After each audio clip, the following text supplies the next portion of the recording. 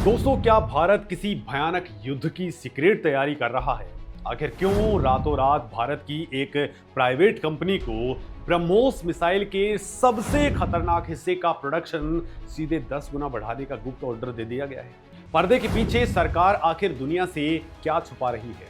South China सी में dragon के पसीने क्यों छूट रहे हैं? फिलीपींस के समुद्री तटों पर रातों रात ऐसा क्या तैनात कर दिया गया है जिसे रडार पर देखते ही चाइनीज जंगी जहाज उल्टे पांव भागना स्टार्ट हो गए बिना बारूद के?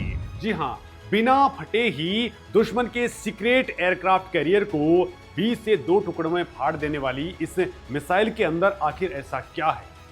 क्या है वो काइनेटिक एनर्जी का खौफनाक रहस्य जो ब्रह्मोस को एक हथियार नहीं बल्कि मौत का देवता बना देता है? दोस्तों, दशकों तक जो टेक्नोलॉजी एक टॉप सीक्रेट सरकारी तिजोरी के अंदर बंद थी, उसे भारत की एक प्राइवेट कंपनी ने कैसे क्रैक कर लिया है? मैक 8 की रफ्तार यानी कि आवाज से 8 गुना तेज अमेरिका का पेट्रियट सिस्टम हो या फिर दुनिया का कोई भी एडवांस सिस्टम इसे क्यों डिटेक्ट नहीं कर पाता, क्यों इसे पकड़ नहीं पाता है? दोस्तों, ये कोई साइंस फिक्शन फिल्म का प्लॉट नहीं है, बल्कि भारत के डिफेंस सेक्टर के अंदर हो रहा वो अंडरग्राउंड बवंडर है जिसकी गूंज चाइना से लेकर के पाकिस्तान तक बहुत आसानी से सुनाई दे रही है। बात हो रही है ब्रह्मोस सुपरसोनिक क्रूज मिसाइल की, वो मिसाइल जिसे लेकर के आज पूरी दुनिया के अंदर एक भयानक रेस मची हुई है। लेकिन असली तूफान तो भारत के अंदर आ रहा है। नागपुर की एक private company solar industries India limited रातों रात भारत के मिसाइल प्रोग्राम की धुरी बन चुकी है। इस कंपनी की defence subsidiary solar defence and aerospace limited यानी कि SDAL को ब्रह्मोस के सॉलिड रॉकेट बूस्टर का प्रोडक्शन इस लेवल पर ले जाने को कह दिया गया है जो आज तक भारत के इतिहास में कभी नहीं हुआ। सॉलिड रॉकेट बूस्टर वो मैन इंजन होता है जो मिसाइल को लॉन्च होते ही शुरुआती रफ्तार और थ्रस्ट देता है। दोस्तों, इसके बिना ब्रह्मोस जमीन से 1 इंच भी नहीं उठ सकती है। आंकड़े सुनेंगे तो आपका दिमाग घूम जाएगा। दोस्तों, साल 2018 के अंदर इस कंपनी को सरकार की तरफ से ट्रांसफर ऑफ टेक्नोलॉजी मिला था। 2019 के अंदर इन्होंने अब पहला स्वदेशी बूस्टर बनाकर के सफलतापूर्वक वैलिडेट किया। 2019 से लेकर के 2026 के मिड तक इन्होंने करीब 100 बूस्टर्स की सप्लाई की है। अगर इस पीरियड का एवरेज निकालें तो ये होता है महीने का सिर्फ 1.2 बूस्टर। लेकिन दोस्तों, अब गेम पूरी तरह से पलट चुका है।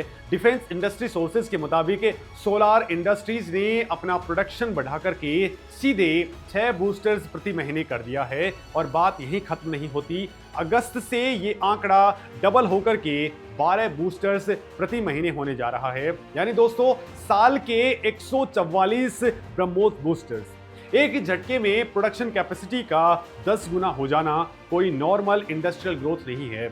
इतना भारी जंप बिना किसी बड़ी स्ट्रेटेजिक तैयारी और नेशनल सिक्योरिटी की विजन के नहीं हो सकता है। लेकिन दोस्तों, सोचने वाली बात यह है कि आखिर अचानक ऐसा क्या हो गया है कि ब्रह्मोस की डिमांड इतनी भयानक तरीके से बढ़ गई है और सरकार ने ये जिम्मेदारी भारी भरकम सरकारी कंपनियों से निकाल करके सीधे प्राइवेट सेक्टर के हाथों में क्यों सौंप दी है? दोस्तों, इसे समझने के लिए आपको पर्दे के पीछे चल रहे मोदी सरकार के सबसे एग्रेसिव डिफेंस रिफॉर्म्स को समझना होगा।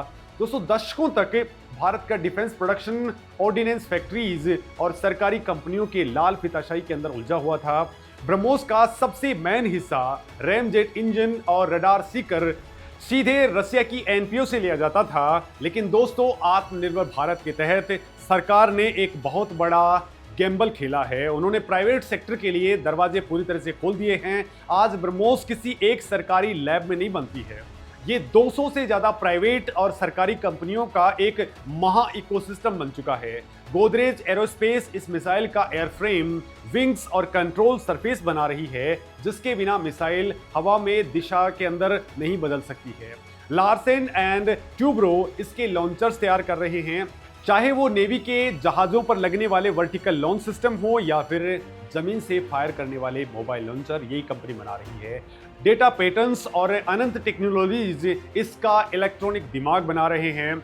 MTAR टेक्नोलॉजीज इसके इंजन वॉल्व सप्लाई कर रही है और सोलार इंडस्ट्रीज इसका सॉलिड रॉकेट बूस्टर और अब स्वदेशी वॉरहेड यानी कि विस्फोटक हिस्सा भी तैयार कर रही है। दोस्तों, आज इस मिसाइल के अंदर 75% से ज्यादा पार्ट्स मेड इन इंडिया है। सरकार ने वो सरकारी मोनोपोली तोड़ दी है जो प्रोडक्शन को स्लो किया करती थी। आज भारत का प्राइवेट सेक्टर 2400 घंटे काम करके हथियार बना रहा है। ये प्राइवेट सेक्टर का ही बूम है कि आज इंडियन आर्मी, नेवी और एयरफोर्स तीनों के लिए ब्रह्मोस की सप्लाई के अंदर कोई रुकावट नहीं है। इंडियन आर्मी लगातार अपनी नई ब्रह्मोस रेजिमेंट खड़ी कर रही है। इसमें ब्लॉक सेकंड और ब्लॉक थर्ड वर्जन शामिल हैं। ब्लॉक थर्ड की खासियत है इसकी स्टीव डाइव कैपेबिलिटी। ये पहाड़ों के पीछे छिपे आतंकी कैंपों को उड़ाने के लिए 90 डिग्री के एंगल पर सीधे नीचे गिर करके हमला करती है, जैसा कि बालाकोट एयर स्ट्राइक के समय महसूस किया गया था। दोस्तों, नेवी अपने हर बड़े डिस्ट्रॉयर और फ्रिगेट पर इसे इंस्टॉल कर रही है और एयरफोर्स सुखोई 30 MKI से फायर होने वाले ब्रह्मोस ए वर्जन का जखीरा तेजी से बढ़ा रही है। लेकिन दोस्तों, इस प्रोडक्शन सर्ज के पीछे इंडियन मिलिट्री की डिमांड नहीं है। असली खेल तो ग्लोबल चेसबोर्ड के ऊपर खेला जा रहा है, जहां भारत ब्रह्मोस को दुनिया कंट्रोल करने वाले एक रिमोट की तरह इस्तेमाल कर रहा है। दोस्तों, साउथ चाइना सी का ये मैप देखिए। वहां चाइना अपने नेवल फ्लीट और कोस्टल गार्ड के दम पर फिलीपींस और वियतनाम जैसे देशों को रोज धमकियां देता था। लेकिन जनवरी 2022 के अंदर भारत ने एक मास्टर स्ट्रोक चला। फिलीपींस के साथ में $374.9 मिलियन यानी कि करीब 3100 करोड़ रुपए की ब्रह्मोस डील साइन की थी। ये डील शोर based anti ship missile system के लिए थी।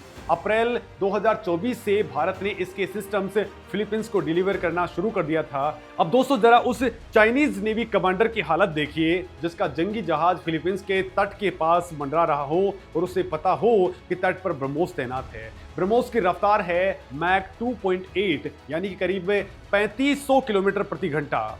दोस्तों, रडार पर यह मिसाइल तब दिखती है जब तक कि जहाज का काम तमाम हो चुका होता है। चाइना की सबसे बड़ी ताकत उसकी नेवी है और भारत ने साउथ चाइना सी में ही उसके काउंटर का इंतजाम कर लिया है। इसे कहते हैं खौफ के जरिए शांति यानी कि डेटरेंस पावर बनाना। और यहाँ काम आता है ब्रह्मोस का वो सबसे खौफनाक पहलू, जिसे मिलिट्री की भाषा के अंदर काइनेटिक एनर्जी किल कहते हैं। दोस्तों, आम इंसान को लगता है कि मिसाइल टकराती है, उसके अंदर का बारूद फटता है और तब तबाही मचती है, लेकिन ब्रह्मोस का गेम बिल्कुल अलग है।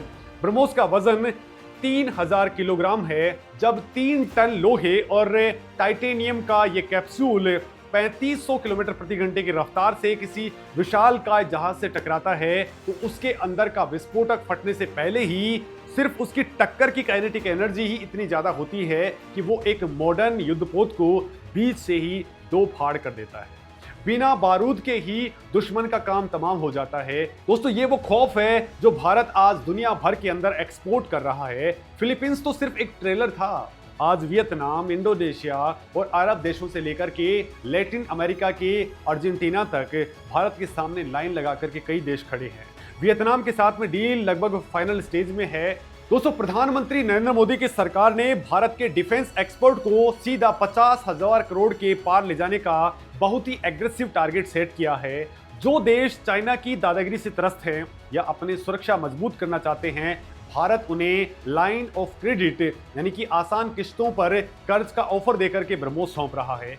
दशकों तक हथियारों का दुनिया का सबसे बड़ा इंपोर्टर रहा भारत आज एक डेडली एक्सपोर्टर बन चुका है और इन ग्लोबल ऑर्डर्स को टाइम पर पूरा करने के लिए ही सोलार इंडस्ट्रीज जैसी प्राइवेट कंपनियों को दिन रात करके प्रोडक्शन को 10 गुना बढ़ाने का ग्रीन सिग्नल मिला है। लेकिन दोस्तों, अगर आपको लग रहा है कि ब्रह्मोस का पीक आ चुका है तो आप बहुत बड़ी गलती कर रहे हैं।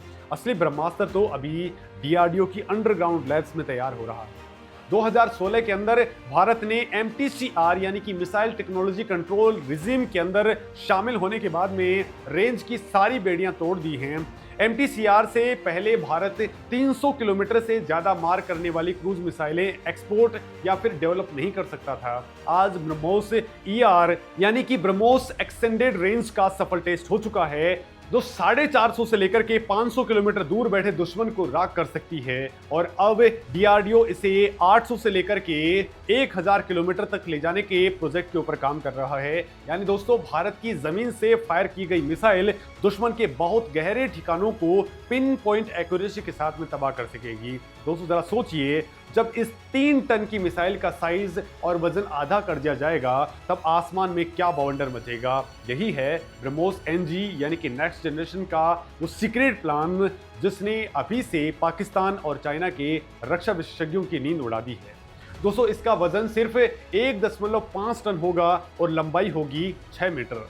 लेकिन दोस्तों मारक क्षमता और रफ्तार पहले जितनी ही डेडली होगी। सबसे बड़ा गेम चेंजर ये होगा कि इस ब्रह्मोस एनजी को भारी भरकम सुखोई के अलावा भारत अपने हल्के स्वदेशी LCA तेजस के अंदर भी फिट कर सकेगा। एक सिंगल सुखोई 30 MKI के अंदर दोस्तों 3 से 5 ब्रह्मोस एनजी फिट की जा सकेंगी। लखनऊ के यूपी डिफेंस कॉरिडोर्स के अंदर जो नई और विशाल ब्रह्मोस मैन्युफैक्चरिंग यूनिट बन रही है वो इसी नेक्स्ट जनरेशन मिसाइल का गढ़ बनने वाली है।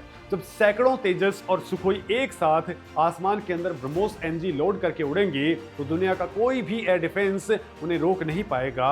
और इन सब के ऊपर खड़ा है ब्रह्मोस 2, वो हाइपरसोनिक मॉन्स्टर जिसमें एडवांस स्क्रैमजेट इंजन लगा होगा। इसकी रफ्तार मैक 6 से लेकर के मैक 8 होगी, यानी कि आवाज से 8 गुना तेज। आज की तारीख में दोस्तों दुनिया के अंदर कोई ऐसा एयर डिफेंस सिस्टम, कोई ऐसी रडार टेक्नोलॉजी नहीं बनी है जो मैक 8 की रफ्तार से आ रही क्रूज मिसाइल को इंटरसेप्ट कर सके। अमेरिका का पेट्रियट सिस्टम हो या दुनिया का कोई भी एडवांस शील्ड, इस मिसाइल के आगे सब फेल है। अब दोस्तों आप इस मिसाइल को लेकर के क्या कुछ सोचते हैं, कमेंट में अपनी बात जरूर बताइएगा। नमस्कार दोस्तों।